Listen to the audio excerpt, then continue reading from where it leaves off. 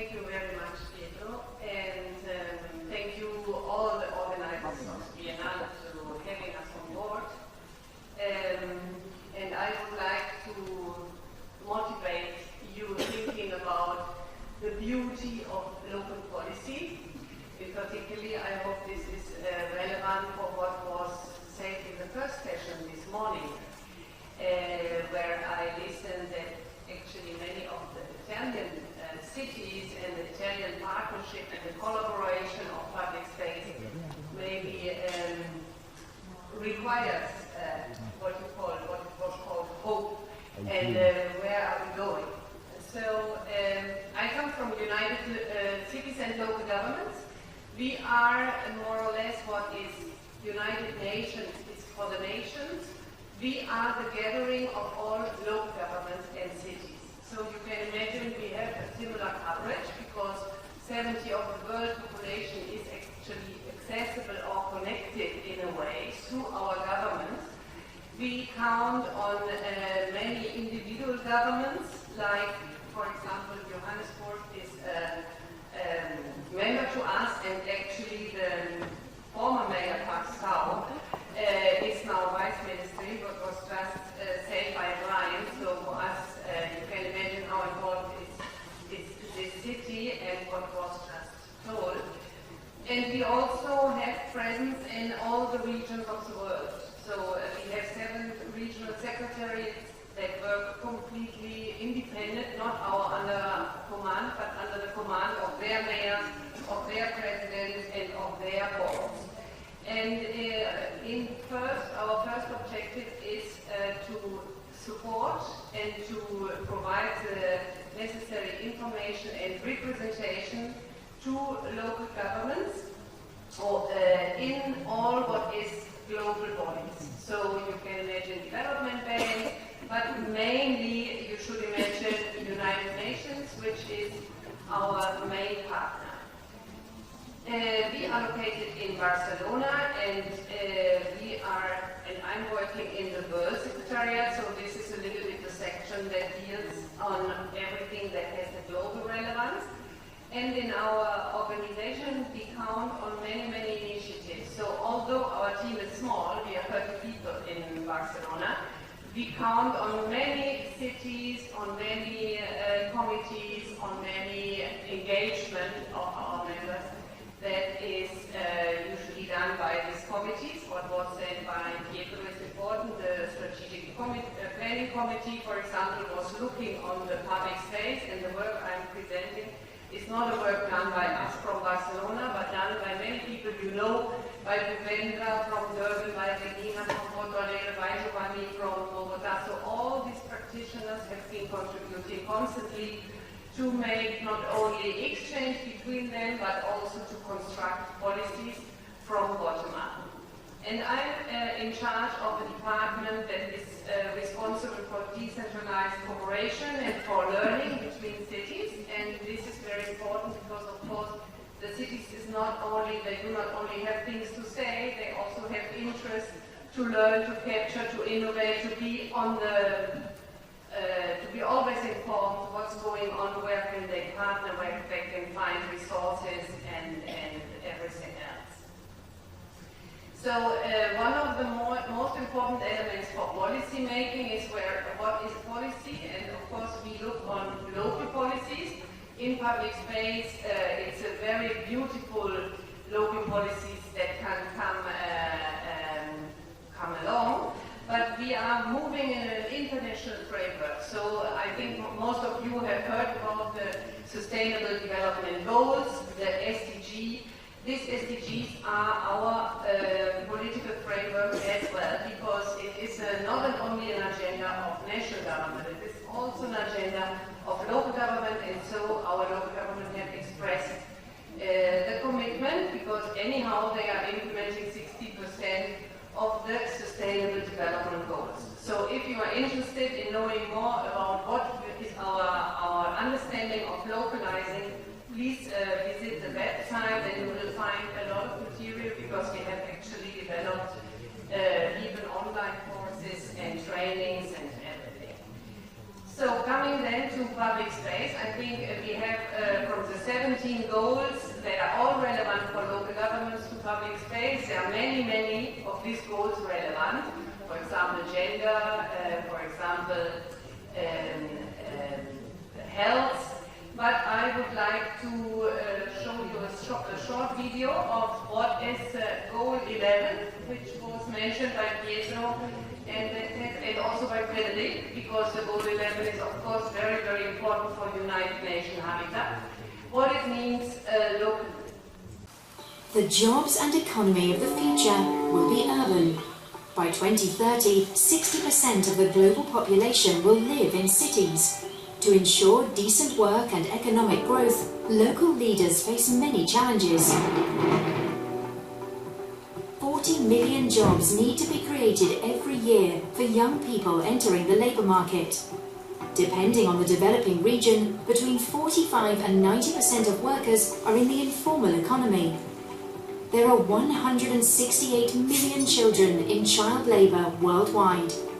Women's average wages are between 4 to 36% less than men's. Many local governments are already taking action, fostering community participation and social dialogue between employers and workers, including in the informal economy, adapting and responding to economic trends and challenges, promoting entrepreneurship, job-oriented policies, innovation and labour protection, and learning from one another through city-to-city cooperation. Local and regional governments do all this to ensure inclusive and sustainable economic growth, employment, and decent work for all, which is Goal 8 of the 2030 Sustainable Development Agenda. Achieving SDG 8 depends on local governments.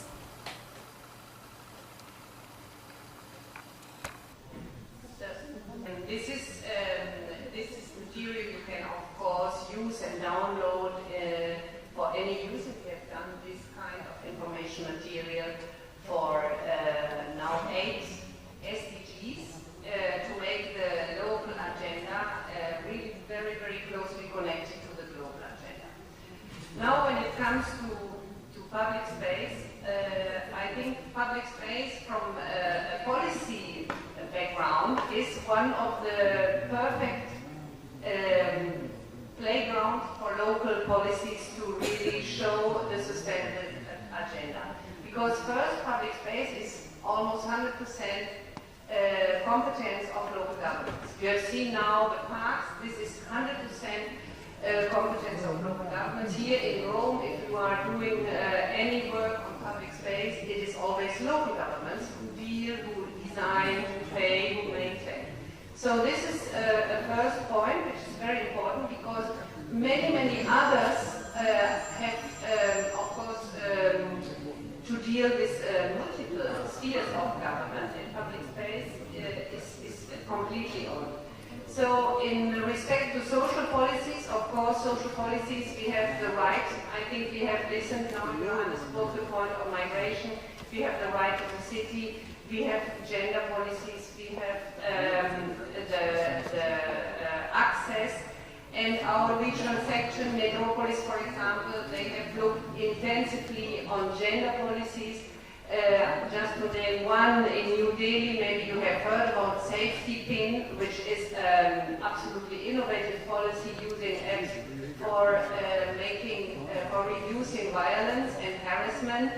And often social policies are not expensive. It is a way of connecting people, connecting initiatives with technology, and also, of course, continuing in representing and continue implementing the right to the city. When we go on governance and participation, we have two ways. One way is actor-led, and the other one is plan-led. I think the discussion in the morning was quite illustrative, that planners said, we would like to have more actors, and actors say, well, maybe this planning system is a little bit awkward. So, of course, actor-led and plan-led are two concepts that will, anyhow, can lead to the same good result if they are driven in the best way. But on governance, of course, it is very important for local governments to have national government as partners, but mainly to work with the citizen. And I think we will listen to Madrid, to different presentations in the afternoon that show how the work with the citizenship is actually making the life easier and making the public spaces also not only attractive to design and to decide on them, but to use them. And I have brought an example of the city I am living, because it was just an opportunity. I think it's very important to give you this example. The city is named San Feliu, and those of you who are architects and would like to be part of an international competition, please listen to this, because San Feliu made 5 years ago started a long process because there were accidents and many injuries of the train that is crossing the city. This is a typical peripheral phenomenon. You have the transit-oriented development. Later you have the city is around the rail lines, and you have to tunnel them so they will get underground. And the process to get the funding for the tunnel took 5 years, and now 125 million euros were approved by national government to give to the metropolitan area of Barcelona and to the city of San Feliu to tunnel 1.7 kilometers. They call this project, we have now 5 Coliseo. And I think it's very sympathetic. They compare themselves with Rome to give us an idea of the scale, because 1.7 kilometers of train make a lot of public space. And so they have now launched the competition, but not before making a consultation process of 1.5 years. So all the citizens were consulted, and the studies were done in the same time. So in this moment, the studies will start next year. The project will take 10 years to go, but the citizens have all been involved, and they have been able to look on what are the priorities, and then later when the design is decided, who will get and what will be done, the citizens will be involved again, and it is an enormous effort of communication and of preparation of social work that the cities pay for this.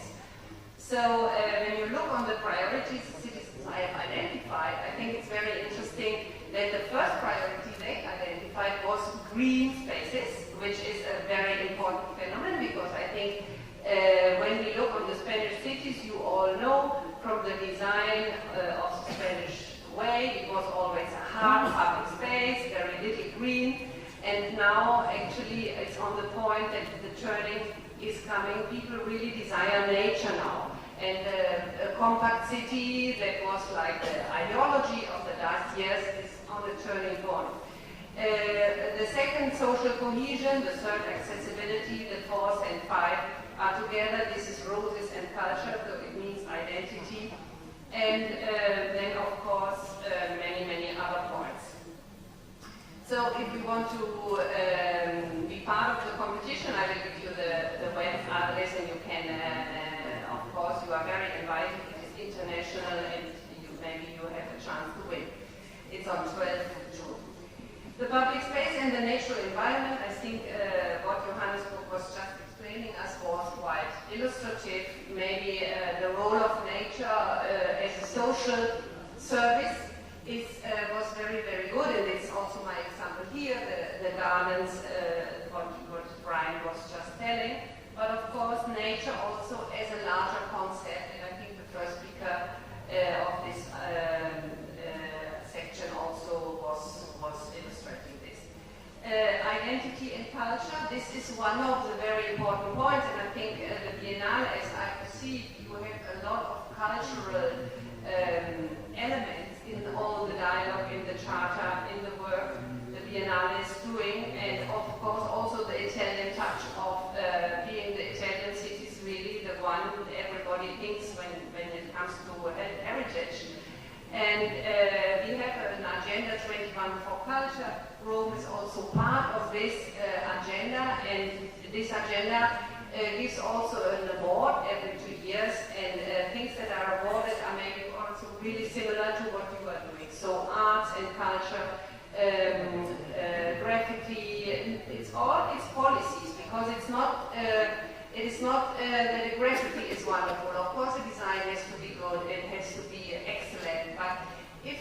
want a good design to come to reality and really to meet a demand, you need a policy to be this bridge between the actors. The accessibility, this is of course another very important point. The cities of today are different, and we are completely on a turnover of mobility in the city. So this is a very, very important chance of opportunity, but also threat for the public spaces.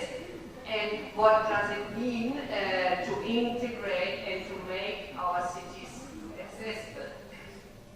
And finally, the public spaces and the economic policies. I think this is also very, very important because when we observe here, maybe in Rome, you have much less economic pressure than the city of Barcelona, for example.